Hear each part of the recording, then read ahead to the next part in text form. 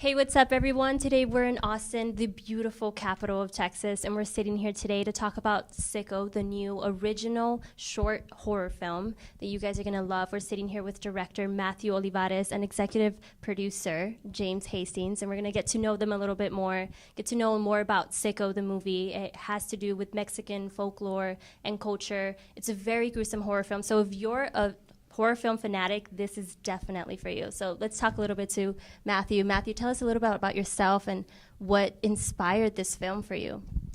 I've been a fan of horror since I was a kid, and I've been making movies since I was a kid.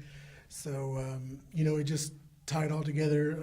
Went to film school and decided I wanted to make a movie. So, I've been reading a lot about, film and things like that on my own. And what they say is, if you want to make a movie, make a movie. So that's what brought me to make this film, Siko. Yeah, and that's amazing that you took the initiative. And like this film, Siko, is filmed right here in Texas. Matthew, horror film fanatic, and he's Texas native, UT graduate. So you really took that initiative and step to bring it to life yourself and not wait around for opportunities to come to you. And I think that's amazing. So what was one of the biggest challenges of bringing this film to life? I think in films, in film school they tell you that it's going to be hard and that you're not going to be the next Steven Spielberg, and you're not going to be all these huge directors, which I was expecting. But I think the biggest challenge for me was just getting everything in place as far as the crew, and that was just I would lose sleep, so much sleep just thinking about who am I going to get, and do we have the money to get the right people. And it did fall into place. So that the biggest thing was just getting everything together and just bringing everyone together. Yeah. What was the casting process like for you? Was it difficult to find the actors for these roles? Because I'm sure you wrote and produced this film yourself, so you've kind of fallen in love with those characters. You know who you want. So was that difficult for you? What was that casting process like? Well, as far as producing, it was James that did a lot of it. But I helped him produce this as well. But he had a big role in that. But as far as the casting, we did a casting call, and we just couldn't find anyone that we were, that we were in love with. So we waited a month, maybe like a couple months, and we did another casting call, and then like everyone that we casted was like love at first sight. You know what I mean? Everyone fell in love with Jeannie. Yeah. Her personality is beautiful, and then we've had Philippe come in, and Philippe was like just that guy that could play this role for Eric, and we almost were like, we don't need to cast anyone else. And then Miguel came in, and Miguel was very intense, as you could see. He was a very intense guy, and that's what we were looking for. So the casting the second time around was very easy, so we fell in love with the guys. Yeah. And girls. Yeah, yes, I like to just chime in on that. As far as the whole process, I think we had like maybe over 70 people. We had a lot that auditioned. So this was like one of our biggest casting calls that people came out. I mean, I was getting hit up left and right, like I want to come and audition and everything. So I was just excited, and it was just very challenging to me just to see all the people that wanted to be a part of this project and came out and auditioned. And then I wasn't at the audition process, but I seen all the videos because we recorded all the different auditions. And like he said, like with Jeannie's role, when she came and auditioned, like, she hit it out the park with her audition. Yeah. So we was like, that's Jeannie. That's the one. Yeah, that's the one. Just instantly knew. Right, right. And then I seen the photos of Miguel and Philippe, and I was like, those are the characters there right there. So, after that point, it was very exciting to get the ball moving. Oh, interesting. And James, this is a question for you. As executive producer, what was the most challenging thing for you to help bring this movie to life with Matthew? I mean, it wasn't really. I didn't really have no big challenge. I think my biggest challenge was keeping him calm. When things didn't, go the way he, visually thought, he would kind of get frantic and nervous, and so keeping him calm and kind of telling him, man, everything's gonna be all right, man. We got this, we got everything in place, we got support, all these different things. It's just gonna work out. It's just, we just gotta take You were time. the support system there. Yeah. But as far as challenges, to me, yeah. I loved it, because it was like exciting just being able to not just go through the process, but just every time we planned and organized something, it went perfect, and that was just the fun and the love of saying, man, that's where that magic was getting created. And you're like, this is going to be something. Yeah. That's great, and that's so important to have that work ethic between two people, making sure everything goes smoothly. And for this film, like, who do you guys think? What's the audience that's gonna be drawn and like love this film? Well, right now, because it is based off of Hispanic and Mexican characters, and it's written around that culture, I think that's going to be the target audience. But I think that it's a lot of different demographics are going to be attracted to this, because just if you're a horror film fan, and if you're someone that likes the different personality and the characteristics of the different, cats, because they all had a unique, style that even if you're not a horror fan, you're going to pay attention to them based on from the act, her jumping out the window, or them two, tussling when he's stabbing. I mean, just little things like that. I mean, I'm not a big horror fan, but just being there, seeing all those things made me say, oh, now I'm a horror fan now, because these guys just, that they sold their character as far as making me a believer out of it. So I think we're going to gain a lot of people to look at this based off of how they did well in the movie. Was it new to you to learn about this Mexican like culture and like folklore, these like tales about, like, what was that for you? Yeah, definitely it was new. I didn't understand that. And I mean, and it's not so much that you understand. I mean, it's just something new, that it's like experiencing anything in life. It's something it's a learning, process. And just, after not only reading the script, but, him telling me the whole story, with, 10, 15 times. And, it makes you want to understand and get to know it, So, I wanted to feel, even though I wasn't part of the culture, I wanted to feel it, because I wanted to know what he was feeling when he wrote it, and then as they plan out the parts too, what they're going through and what they're feeling too. Because at the end of the day, once it's done, I got to go out here and applaud and praise and sell this to the fans too, about people that's not a part of the culture or don't understand, horror like I did too as well. So Interesting. And so, what was the thing that that clicked for you, that was like, I need to be a part of this production? Like, why did you want to be a part of this production? we connected on Facebook, and he reached out to me and was like, I wrote this project, and I want you to take a look at it for me.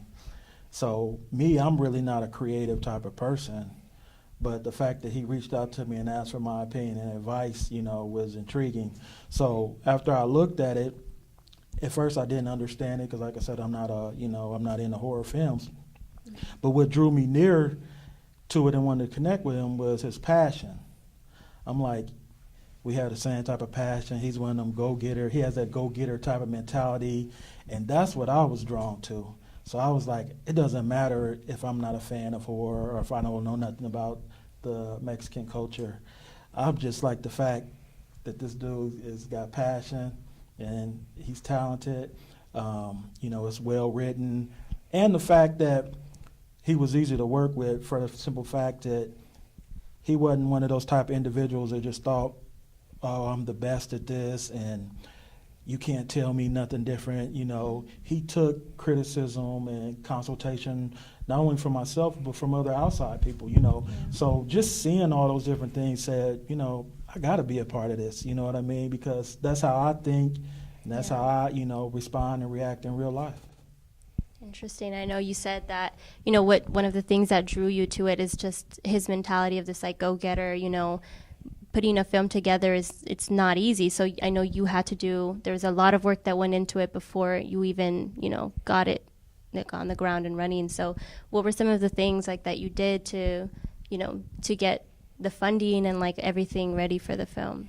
Well, when I first started, I was doing a lot of funding myself, putting like the mileage drives together, and I, want to thank my mom and my family for, helping me do that, because they did a lot of work, making all this food for people, and I would sell it on the streets, you know what I mean? And I would promote it on Facebook, telling people, hey, I'm selling these plates of food for, this amount of money, and they would, buy it, which, I take gratitude in that as well, because they were helping me out with that.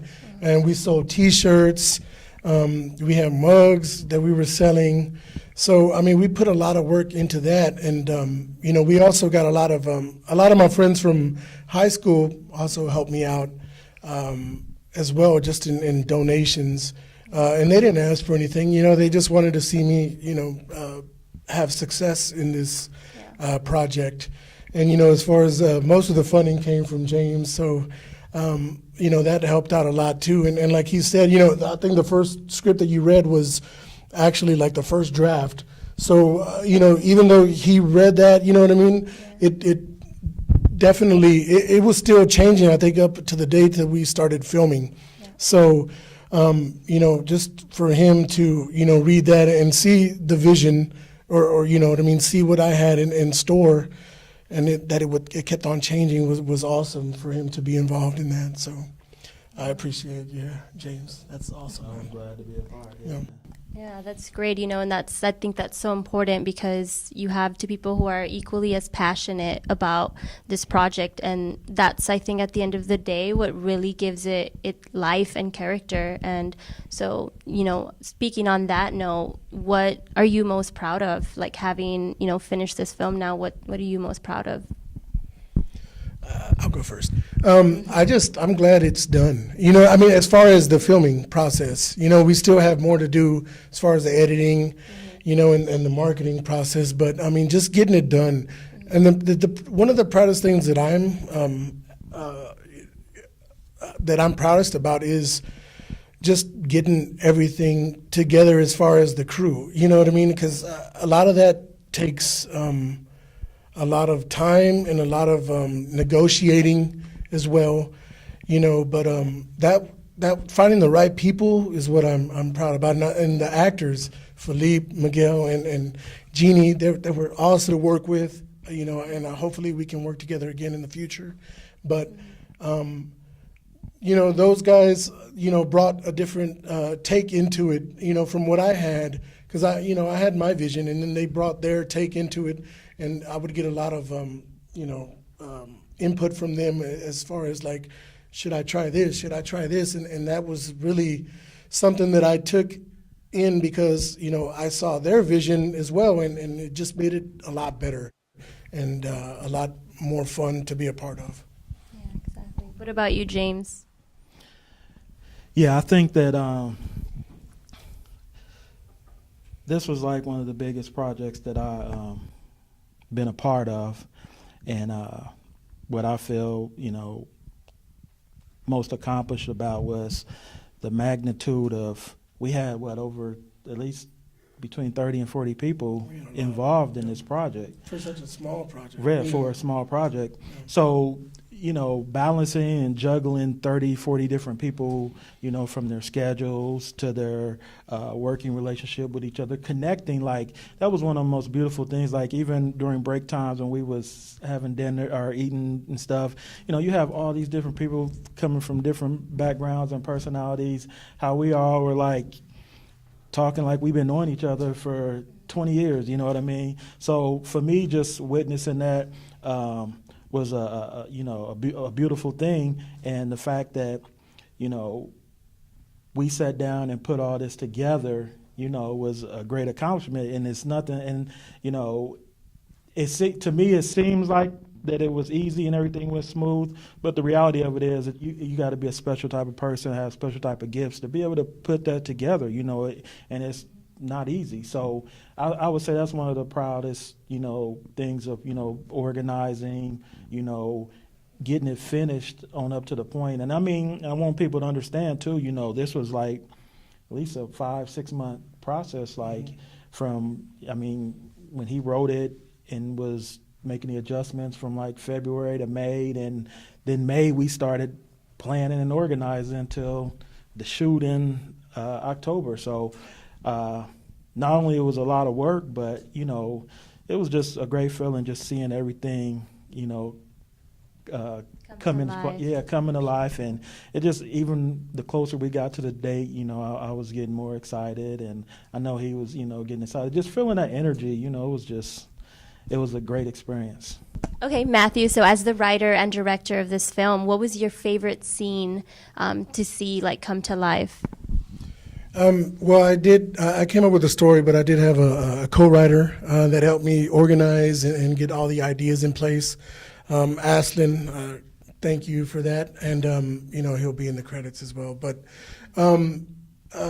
my favorite scene in the movie is probably going to be the last scene in the movie, which was, I think, the most intense and the most psychological, and Jeannie talked about that scene. It was my favorite, and when we were filming that, it just, I could feel Jeannie in that, I could just, it was very intense, and I got a lot of chills while we were filming that, and it was just, that was my favorite scene because that's what the movie was about, that last scene there, and everyone pulled it off to the T, and it was just great. I loved that part of the movie.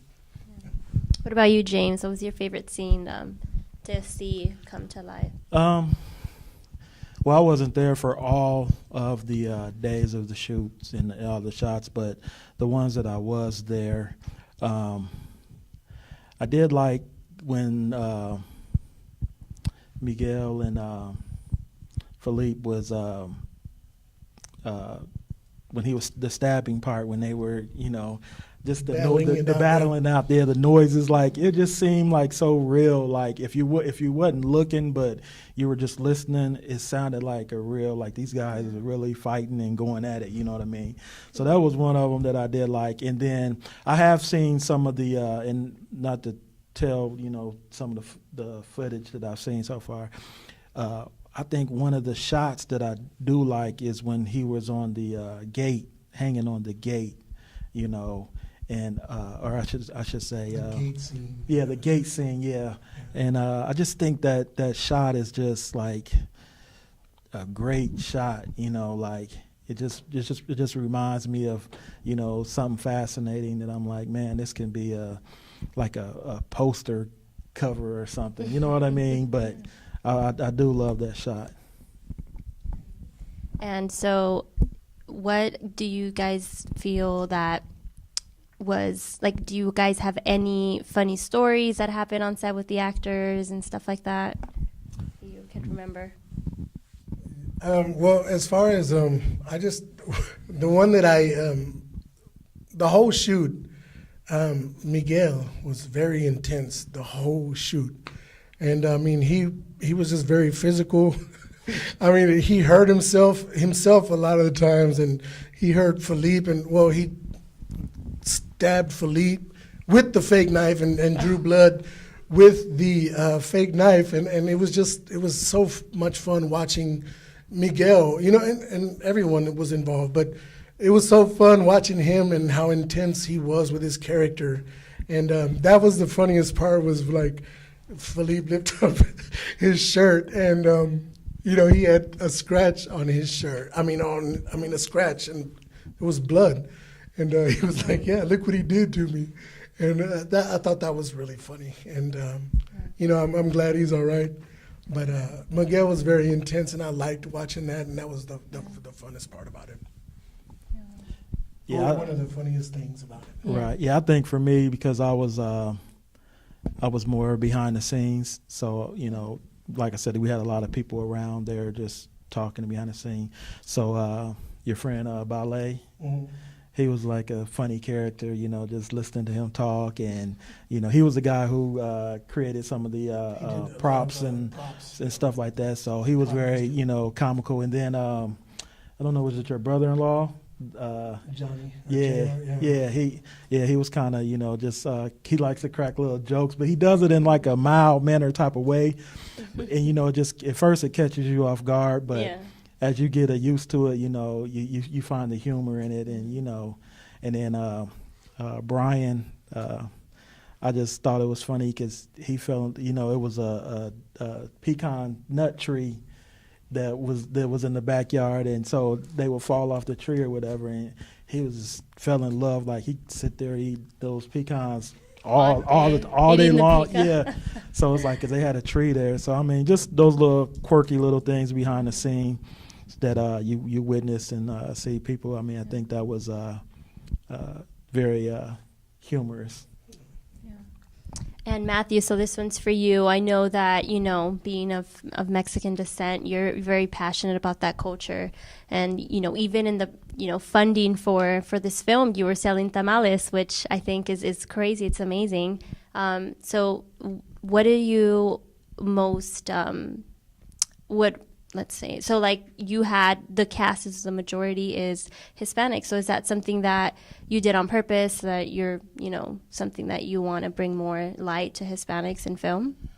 Yeah, exactly. And that's what this movie is about, to tell about the culture that, I was raised around. Not necessarily like I wasn't involved in that, but there was a lot of aspects that my mom would do, like the ojo thing, she would cure me if I got sick with the egg, and there's just a lot of things that we were afraid of growing up, and that is a part of the culture, what I mean, that I was afraid of.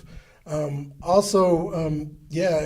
I remember when Jeannie came in to audition, she was like, I love this because you don't see a lot of roles for Latinos out there, and I thought that was one thing that I want to do, is create those roles for Latinos and minorities in a whole. So I thought it was very important to make a cast that was a majority of Latinos, and Felipe looks like a Mexican, so you know what I mean. So I did, and I did plan on that, and I did want to find a cast that was mostly Latinos, and another thing is that Jeannie was so involved with it because she grew up around that, and that's another reason why that we chose her, is because she knew about it, and Miguel knew about it too. Felipe he didn't know too much about it, but just he was a great looking guy, and everybody fell in love with him too, so we thought that he could play that part well. But that's one thing that we were looking for, is people that could be involved, that had a sense of the culture, and that's what we're trying to do, is create more roles for Latinos and Mexicans, all together. Yeah, exactly. And I think a lot of people don't know is that when you say Latino, it's a big umbrella. It's not only Mexicans. You have Venezuelans and Puerto Ricans, and there's, a lot of different types. And I think you had a very diverse cast for that sense, Felipe being from England, and, I think it was a great combination. Was that something that, kind of just happened on accident, or like you said, you've kind of wanted, that was part of your vision? As far as having like a diverse, Miguel being Venezuelan, Jeannie. Yeah, I mean, I was looking for Latino characters, and it was just he was from Venezuela, so that that was awesome, and he knew about it too because he grew up, knowing about brujeria. As far as Eric, we kind of came up with that on the spot with him. Yeah. While he was, because when I first saw his headshot, I said, well, this guy looks Mexican. You know what I mean? He's Mexican. So he came in with an English accent, and I was like, oh, this guy's doing a character right now. And so, and he stayed with it, and I was like, no. And then he was like, no, this is me. I'm from England. You know what I mean? So that was kind of funny. But as far as, Eric's role, we kind of came up with that on the spot as far as him being from England. And, we wrote that into the script like after, I guess, 2 or 3 months after the script was written. So he helped, mold that character. That character. Yeah. So that was pretty cool. Yeah. Wow. And so, if you could go back to the beginning of this project, what's some advice that you would give to yourself? I'll go first, I guess. Just one thing for me, as far as some advice I would give myself is just to stay, be more patient. Don't get so fluttered in certain situations because, it's not going to work out the way you want it to at all. So, I guess it's 50-50. You have an idea, you go into it, but a lot of times it's not going to work out. So just, stay calm and make sure that you follow through with it, and which, we followed through with it and we got it done. But I would just be more calm. Tell myself, you know what, it's okay, man. It's going to be okay. So. What about you, James? I think that, being organized is the key, which, we planned and we scheduled, and we did find the great support system, which, by the way, I want to, give a shout out to like Ashley, who came in and, man, she just ran the show. Script supervisor. She, ran the show and was on point with it, keeping everybody in line. But I think, just continue, to answer your question, just, continue to be organized and patient and, take your time with selecting the right type of, support system, because like I said, I mean, the magnitude of this project, you need the right type of people to make it work. So, take your time with selecting it. And, some of our situations, I think we got lucky, but I think that, if we was to give advice to other people, screen them well, check into their background, just, make sure that, you got some great talented people whose,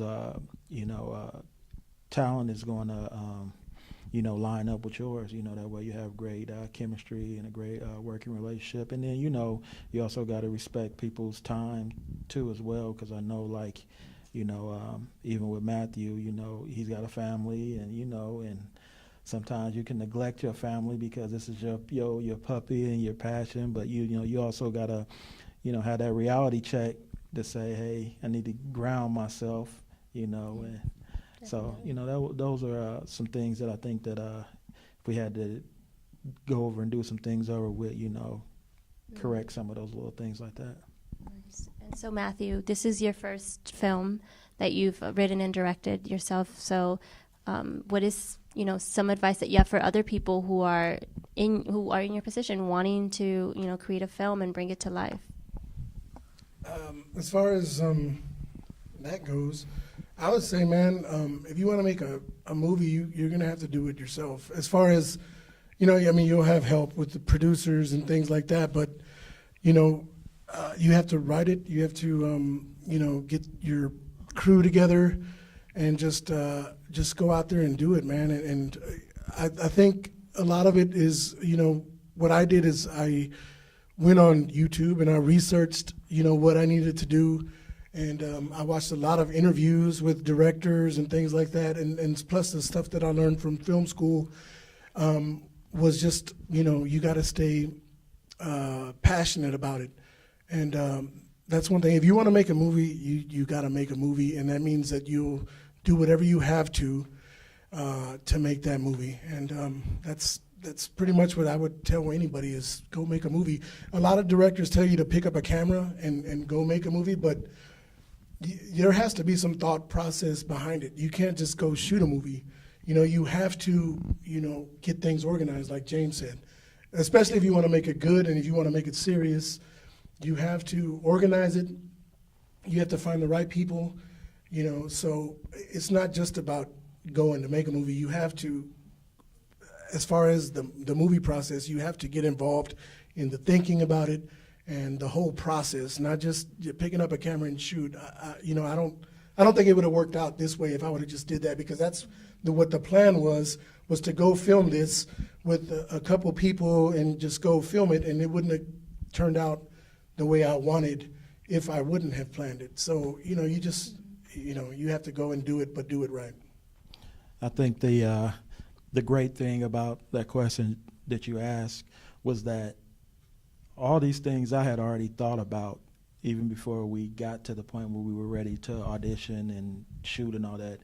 And I told him, based on our consultation and conversations and the times we met up a bunch of times, that we had a lot of knowledge that we could potentially share with others, like go to different UT to their film classes and talk about the process that me and him went through before we actually turned on the cameras and went through all that whole process. Because you, like he said, you just have to have all those, your I's dotted and your T's crosses before you even go into the production side of it.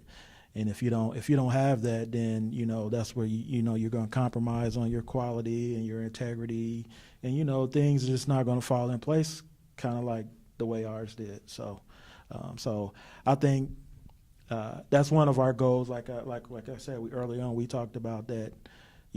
We are going to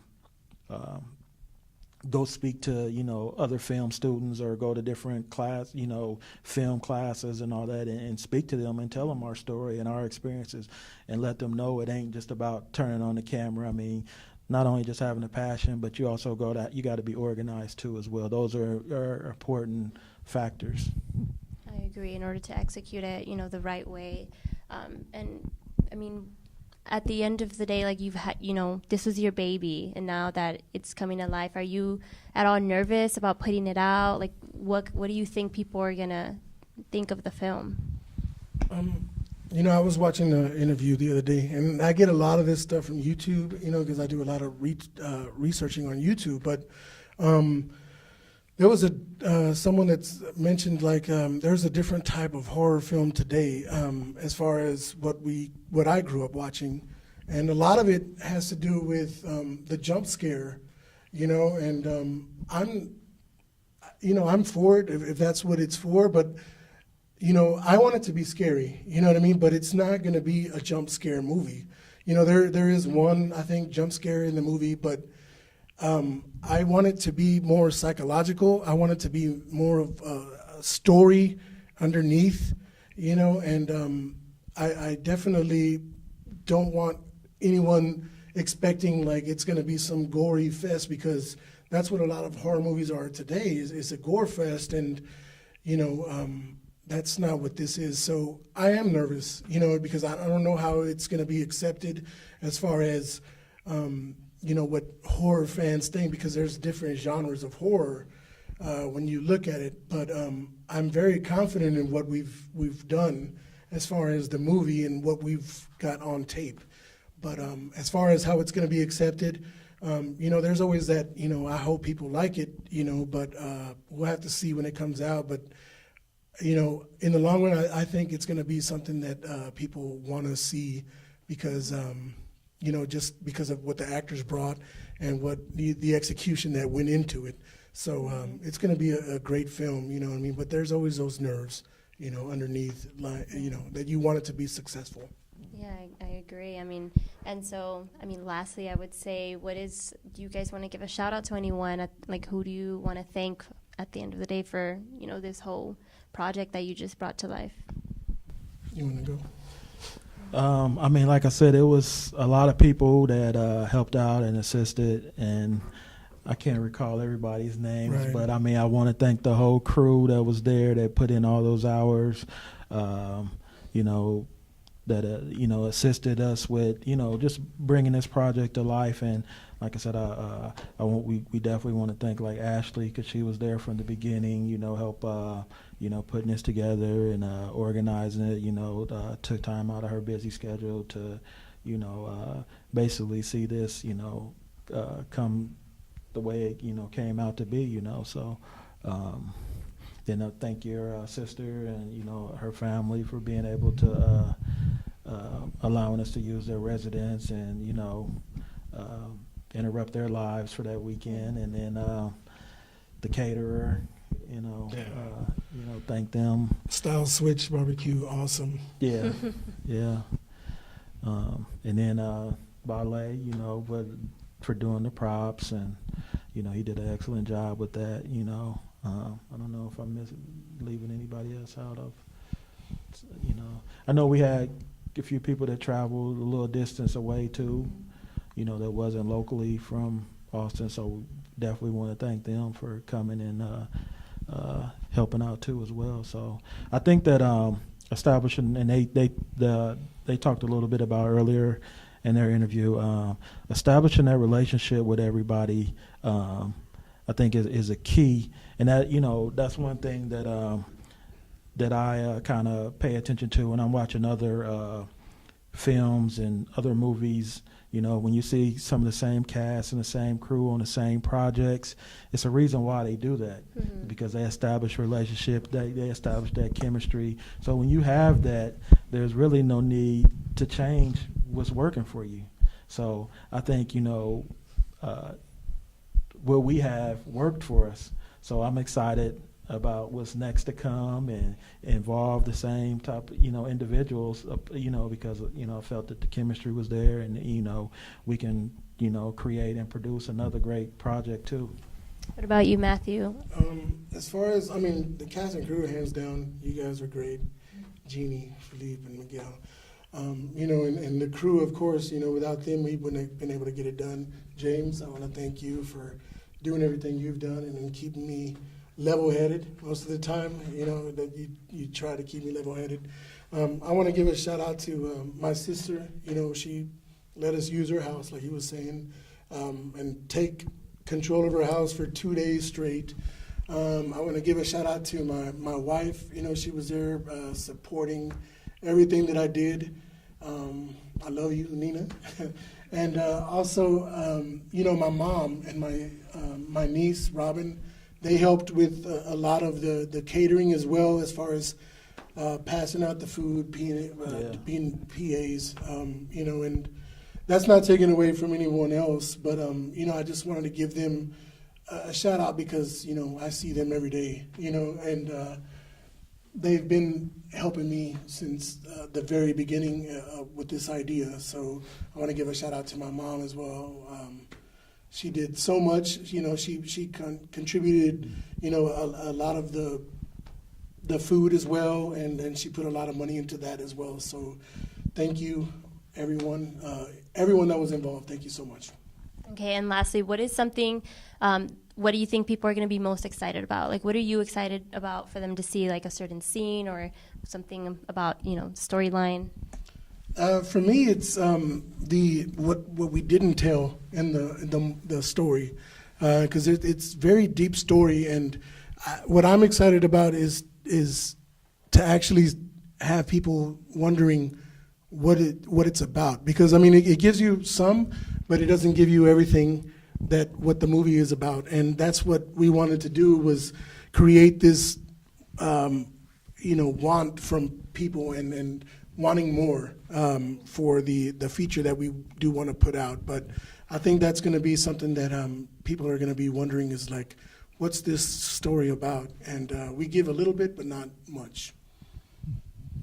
Okay, awesome. Well, thank you guys so much for sharing with us. I think, you know, it's a gruesome story, but there's so much depth into it and a lot that goes into it with the Mexican culture and the folklore and all these stories that, you know, as a Mexican and as Latinos you grew up hearing about. So I just want to thank everyone for watching, and please stay tuned. Follow us on Facebook, Siko Movie. You can also go to our website, sikomovie.com. That's SIKO.com, and we'll be releasing everything on their release date, behind the scenes and interviews. So make sure you guys watch.